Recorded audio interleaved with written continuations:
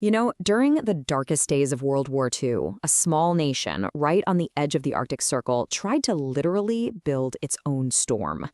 This is the incredible story of the VL Mirski, a Finnish fighter plane born out of pure necessity, built from scraps, and in the end doomed by a fatal flaw that was hidden deep inside its very bones. And that really is the central question here, isn't it? This wasn't just another airplane. For Finland, the Mirski was a symbol of survival, of self-reliance, in a world that had basically cut them off from everyone. But as you're about to see, that hope, well, it came at a truly terrible price. So let's set the scene.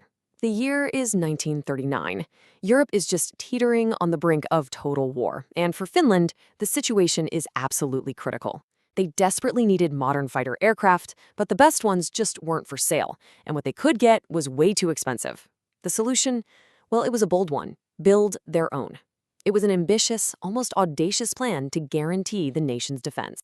Right from the get-go, this project was hit with major challenges. A contract gets signed in June 39 for a plane built around a British engine. Sounds good, right? Well, just 3 months later, Britain is at war with Germany, and poof, that engine supply just vanishes. It took them over a year to scramble and get a new contract sorted out, this time with an American engine. Finally, the prototype, named Mirski, which means storm, took to the skies on December 23, 1941. This slide really breaks it down perfectly. You can see the logic they were working with. No access to foreign fighters? Okay, we've got to build our own. A critical shortage of duralumin? That's the strong, lightweight aluminum alloy that pretty much every other plane was made of.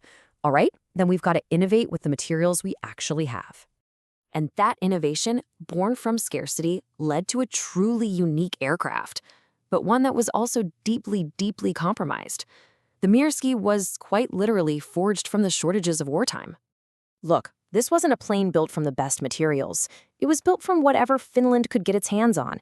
The wings, they were made of plywood, not metal. The fuselage was a steel frame, sure, but it was covered in fabric and wood panels. And to hold it all together, they had to use this low-quality ersatz wartime glue.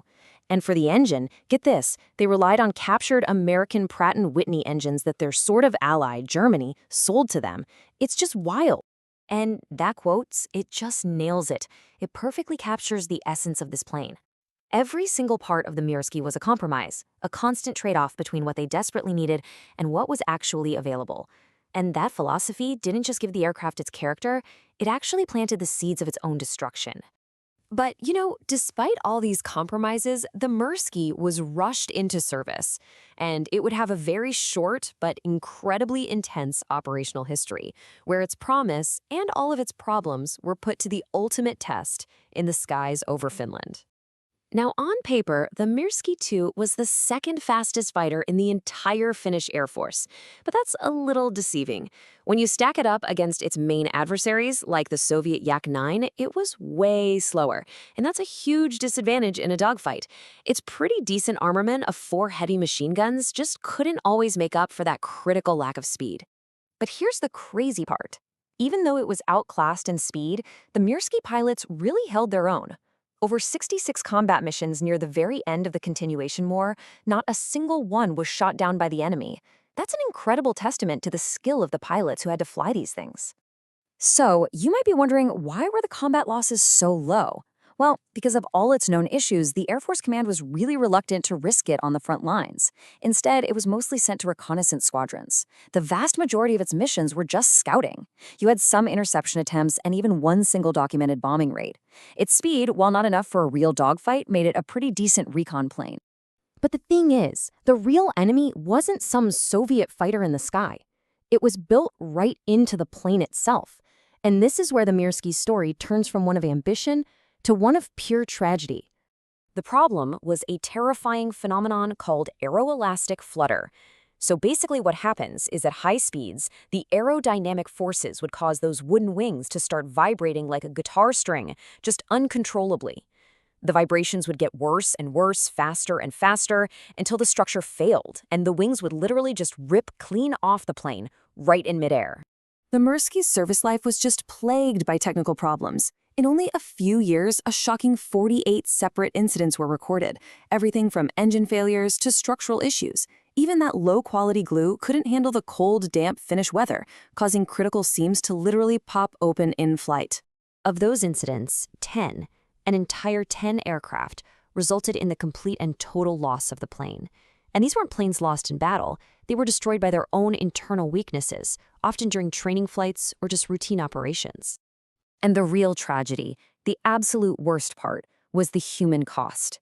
These failures cost the lives of 4 Finnish pilots. They weren't lost to an enemy. They were lost to the very machines they were flying to defend their country. And this wasn't some big secret among the airmen, you know. The pilots knew the danger they were in. A comment from that time really sums up the grim reality. The Mirsky was a death trap. Even simple maneuvers, like a modest dive, could trigger a catastrophic failure. A problem this deadly, this fundamental, couldn't be ignored forever. Sooner or later, something had to give.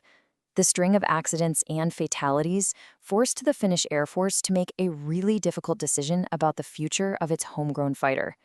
And this timeline of death, wow, it tells the final chapter. This fatal flaw was there from the very beginning, killing pilots in the prototype stage back in 43 and 44. But the final straw came on May 9th, 1947, when an operational Mirsky, MY-28, just disintegrated during a dive, killing yet another pilot. The order came down that very same day. The entire Mirsky fleet was to be grounded, permanently. And that was it. Game over. After the grounding, the remaining planes were just left in storage. But with no fix for their fundamental design flaws, their fate was sealed.